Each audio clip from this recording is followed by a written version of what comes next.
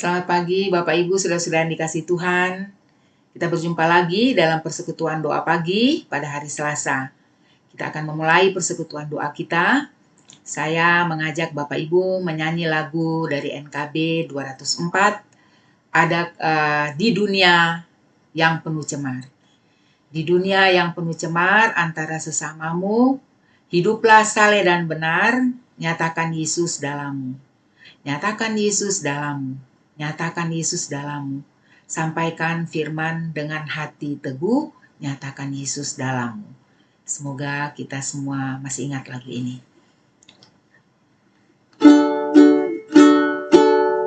Di dunia yang penuh cemar antara sesamamu,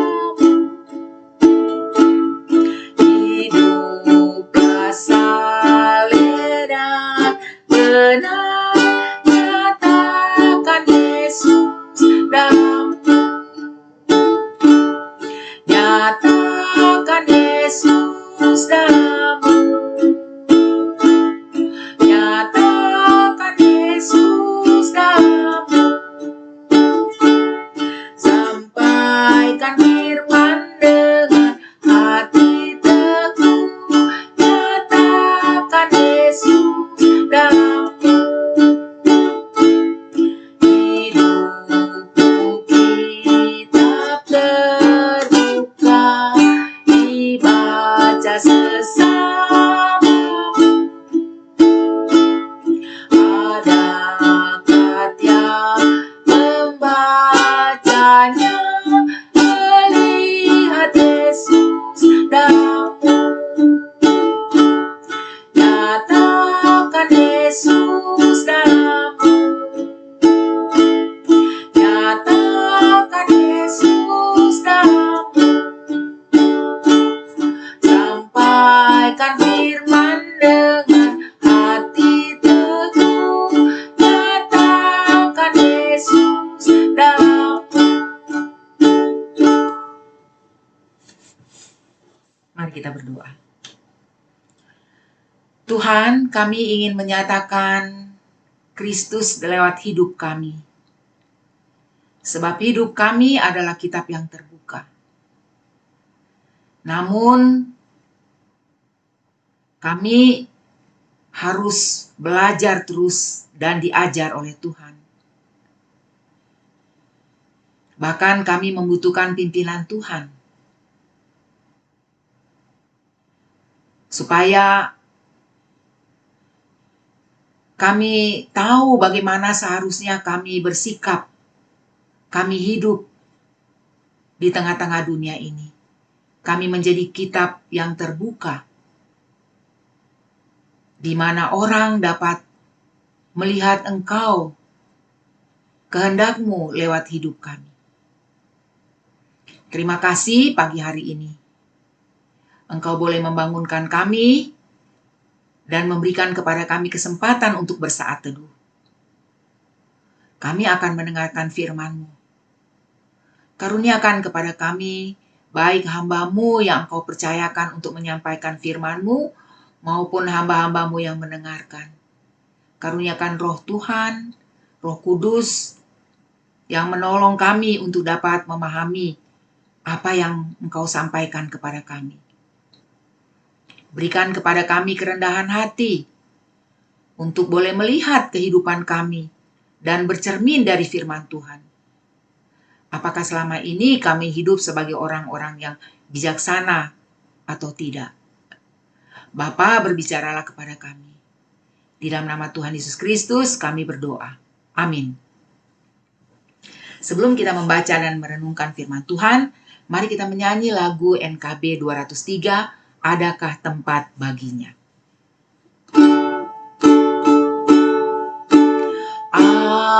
Adakah tempat baginya yang menanggung dosamu? Yesus telah ketuk hatimu, sambutlah penebusmu.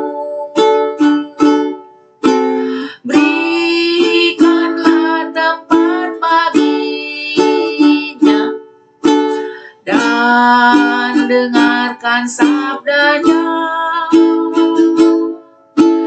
Bukalah pintu hatimu, sambut Dia segera.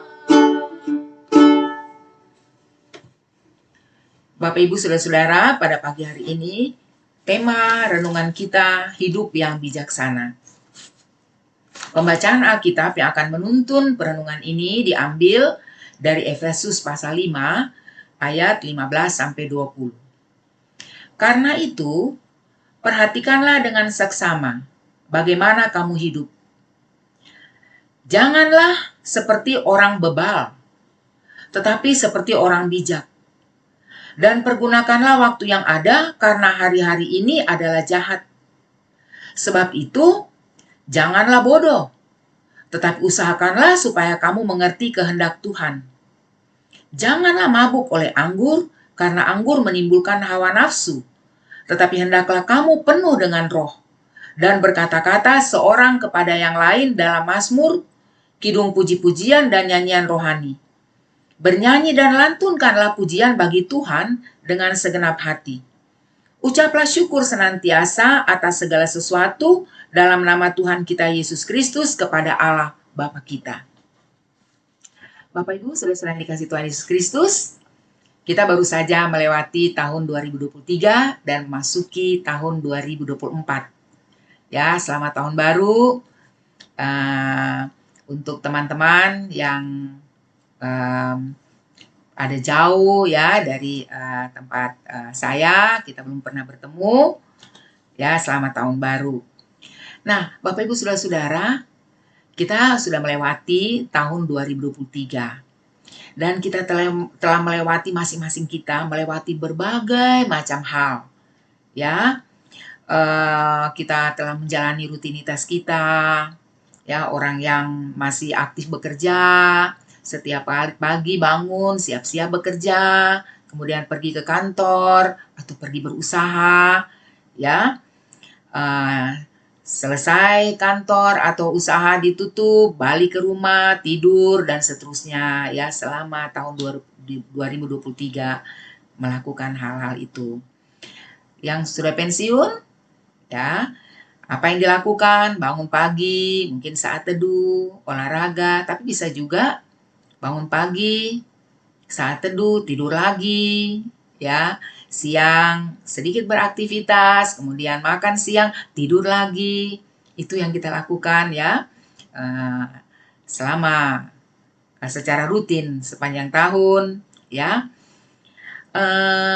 Sepanjang tahun yang lalu kita juga masing-masing tentu sudah membangun hubungan sosial, ya, baik hubungan dengan keluarga, dengan kerabat, ya, dengan tetangga-tetangga kita, dan lain sebagainya.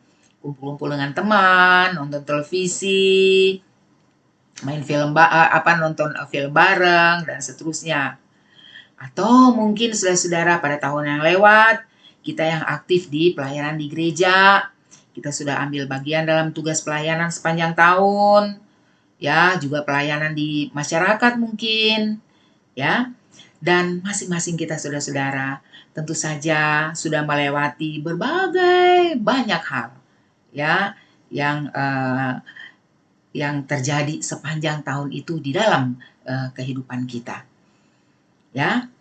Nah, kalau saudara-saudara, kalau kita diminta, ya, saudara diminta untuk mengingat semua itu, saudara-saudara, kira-kira berapa banyak di antara yang saudara lakukan atau yang terjadi, saudara alami, ya, saudara usahakan sepanjang tahun yang lalu itu yang mendatangkan sukacita, yang menyenangkan saudara-saudara ketika mengalaminya atau ketika melewatinya, ya, ketika melakukannya. Ada berapa banyak, saudara-saudara? Sebaliknya, ada berapa banyak yang kalau diingat-ingat menyusahkan, tidak enak untuk diingat, ya. Kita sesali, ya, yang kita sesali. kenapa seperti itu, kenapa kejadiannya begitu, kenapa saya bersikap begitu, kenapa saya alami itu, dan seterusnya. Kemudian lebih banyak yang mana, saudara-saudara? Yang saudara alami. Ya, yang lebih menyenangkan atau yang lebih yang mendukakan atau yang saudara sesali. Saudara-saudara yang dikasihi Tuhan Yesus Kristus, tema hari ini hidup dengan bijaksana.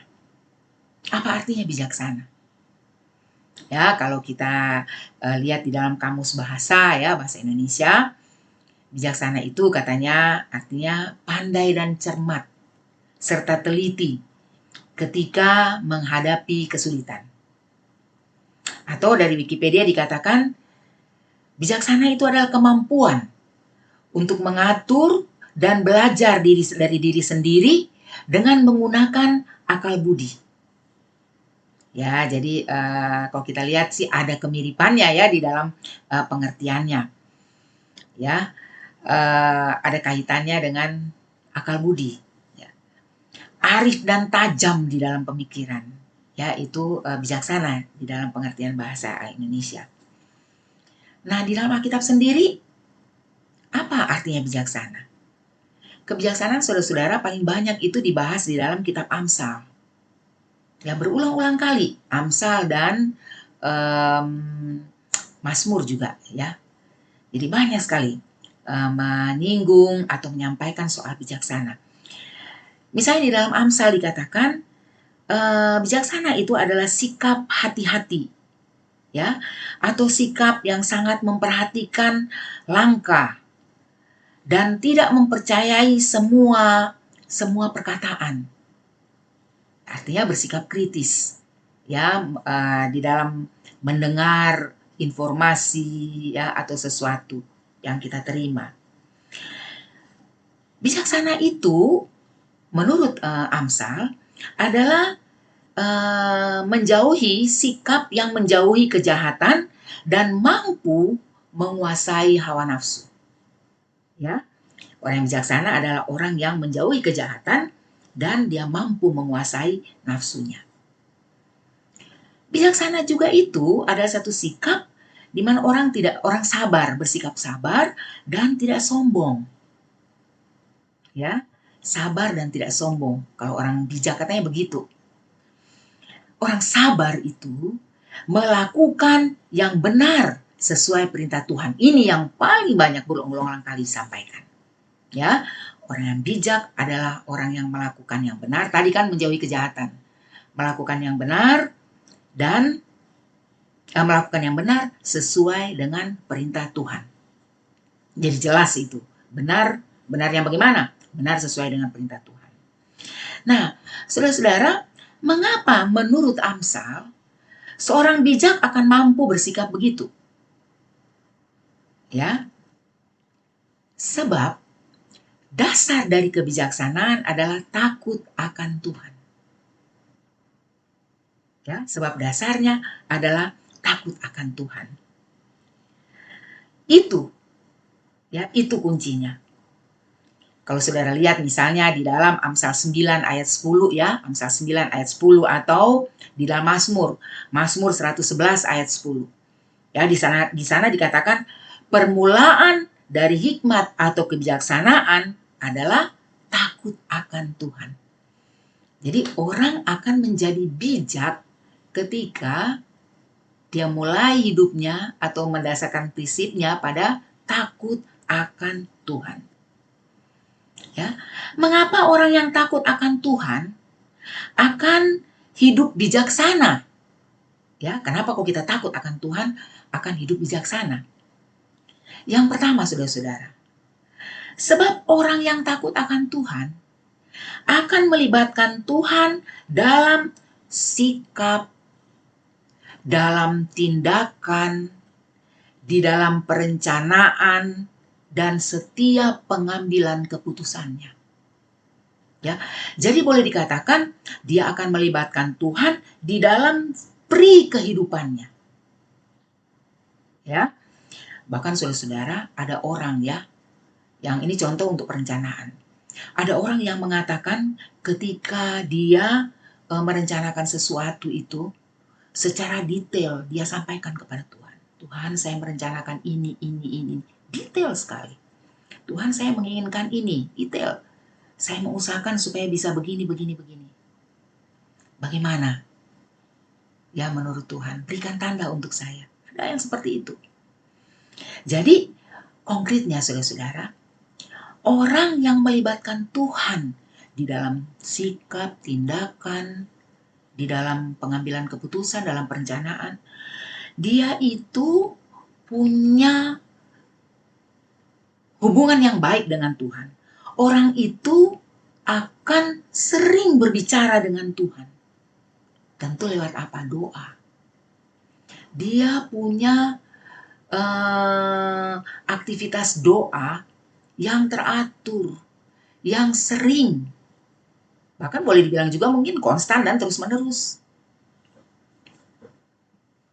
Ya, sebab apa? Setiap kali dia ingin melakukan sesuatu atau merencanakan sesuatu atau bahkan menyampaikan sesuatu, dia akan bertanya kepada Tuhan, apakah ini sesuai dengan kehendak-Mu atau tidak?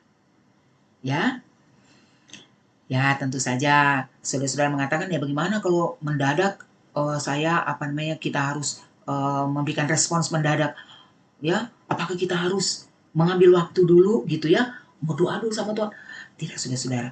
Doa itu kan kita bisa, kalau orang sudah terbiasa ya punya menjalin hubungan yang baik dengan Tuhan di dalam doanya, setiap saat ketika kita sedang berbicara dengan seseorang, kita bisa pada waktu itu juga berhubungan dengan Tuhan. Ya, hati kita kontak dengan Tuhan. Ya, ada doa kita kepada Tuhan. Ya. Nah, saudara-saudara itu. Yang kedua, saudara-saudara, kenapa orang yang takut akan Tuhan akan hidup bijaksana? Ya, sebab dia akan mendasarkan segala sesuatu itu pada nasihat-nasihat Tuhan, pada hukum-hukum Tuhan, pada firman Tuhan. Ya, orang yang bijak jauh dari kejahatan, tidak melakukan kejahatan. Ya iya dong, sebab dia tahu kan Tuhan tidak akan memberikan nasihat orang untuk melakukan kejahatan. Ya, orang yang bijak adalah orang yang bersikap benar. Ya, karena firman Tuhan adalah kebenaran.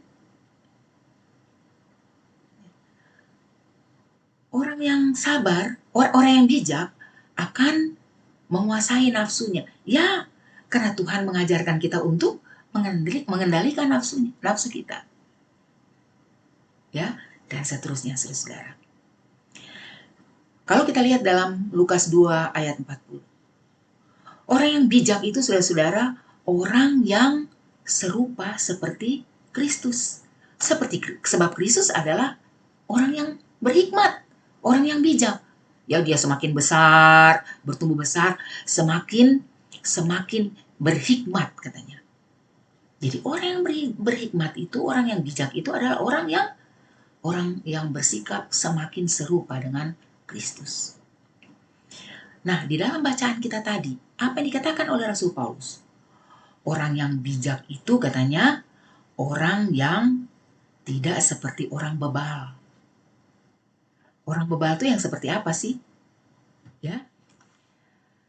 Karena itu, dengan sesama bagaimana kamu harus, janganlah seperti orang bebal. Jangan seperti orang bebal. Orang bebal itu yang kayak apa? Orang bebal itu adalah orang yang susah dikasih tahu katanya. Orang yang susah untuk mau mengerti. Sebenarnya dia bisa mengerti, tapi dia nggak mau mengerti. Ya, itu orang bebal. Jadi dikasih tahu, tapi bisa dia mendengar, bisa dia tidak mau mendengar, apalagi dia mau mengerti. Ya, dan dia lamban untuk memberikan respons. Ya, saudara-saudara, berarti kalau orang-orang yang bebal itu orang-orang yang susah berubah. Ya, kalau kita hidup berkubang dosa, saudara-saudara, terus kita bebal, cilaka.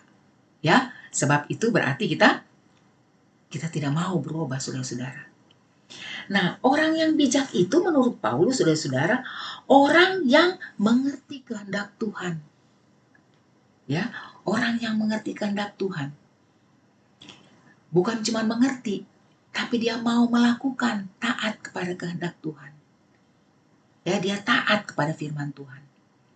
Kemudian di dalam bacaan tadi juga, orang yang bebal itu tidak dikuasai oleh hawa nafsunya.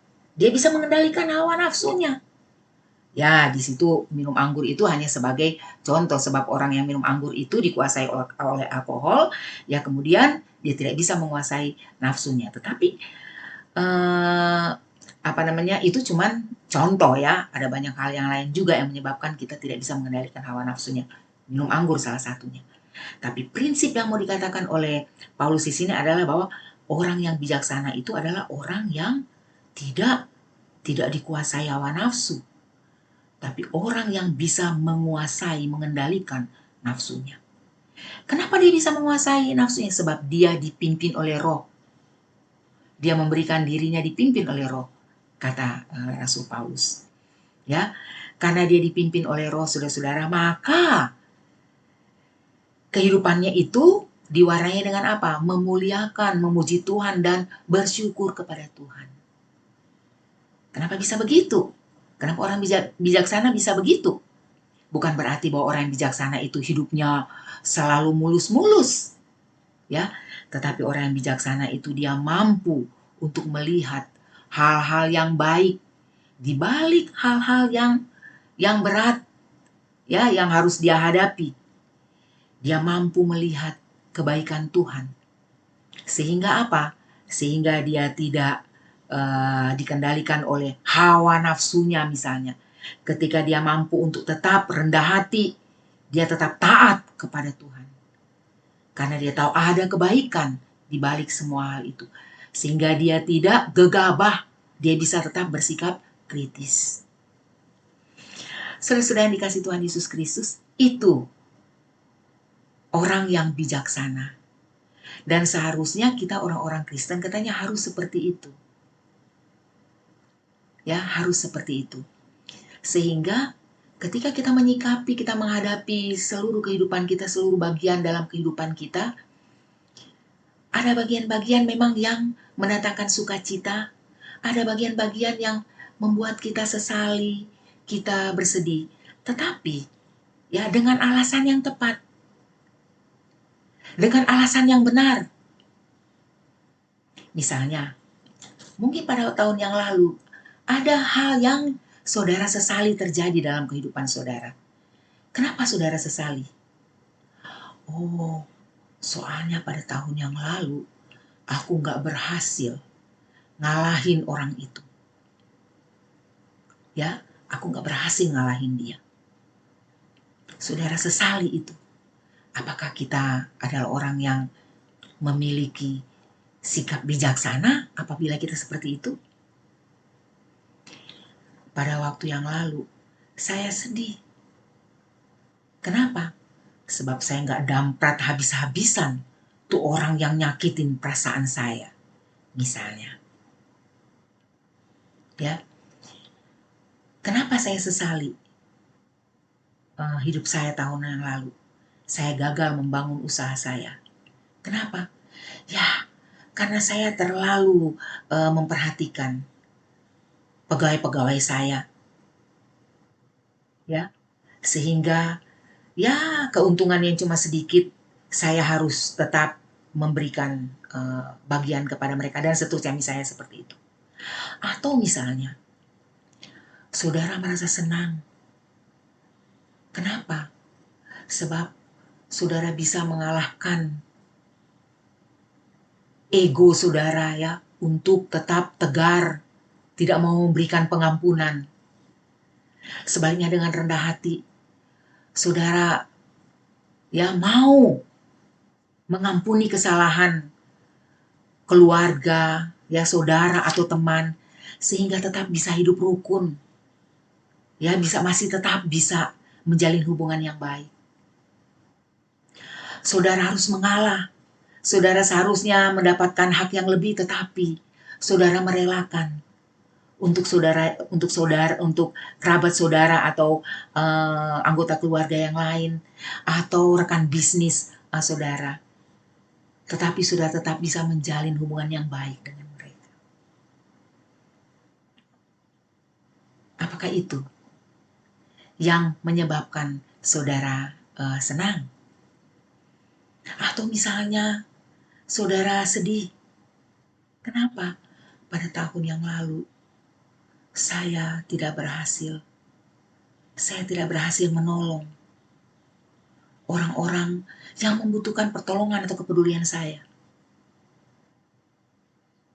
Saudara-saudara, ketika hal seperti itu yang mendukakan kita, ya, ketika kita merasa sedih karena pada tahun yang lalu saya kok kelihatannya bersikap senang ya dengan orang yang bersusah. Saya tidak memiliki kepedulian kepada mereka yang susah, dan itu yang menyebabkan saya sedih.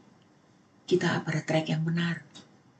Kita sedang menuju menjadi orang-orang yang bijaksana, hidup bijaksana. Saudara-saudara yang dikasihi Tuhan Yesus Kristus, hidup kita adalah satu proses untuk belajar. Di depan kita masih akan menjalani begitu banyak peristiwa. Mari kita uji terus diri kita berdasarkan firman Tuhan. Apakah kita ini sudah hidup sebagai orang-orang yang bijaksana atau belum? Mari kita camkan apa yang dikatakan Tuhan dalam firman tadi tentang hidup yang bijaksana. Dan kita uji terus ya, sikap kita, kecenderungan hati kita ketika kita menghadapi berbagai peristiwa di dalam kehidupan kita nanti. Semoga kita bertumbuh menjadi orang-orang semakin bijaksana di dalam menjalani kehidupan kita. Tuhan menolong kita. Amin. Mari kita berdoa. Bapa, terima kasih untuk firman-Mu. Tolong kami, kuatkan kami, ingatkan kami, supaya kami boleh terus belajar dari Tuhan. Kami mau melibatkan Engkau di dalam setiap bagian dalam kehidupan kami. Kami mau membangun kehidupan yang taat, berdoa, berhubungan dengan Engkau. Kami mau terus menyempatkan diri, memberikan waktu secara khusus untuk belajar firman-Mu.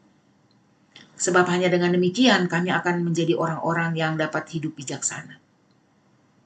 Ya Tuhan, ampuni kami kalau pada waktu yang lalu ada bagian-bagian yang menyukakan atau menyedihkan kami, tetapi dengan alasan-alasan yang tidak bertanggung jawab sebagai anak-anak Tuhan yang seharusnya hidup bijaksana.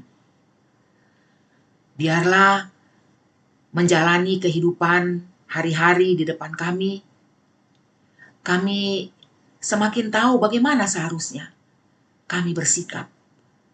Kami mengambil keputusan, kami membangun usaha kami merencanakan segala sesuatu.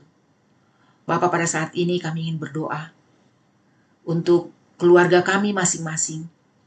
Tuhan, biarlah Tuhan boleh terus hadir di tengah-tengah keluarga kami. Menolong kami untuk dapat membangun kehidupan yang rukun satu sama lain. Kami berdoa untuk teman-teman, untuk kerabat, anggota persekutuan Gereja Tuhan.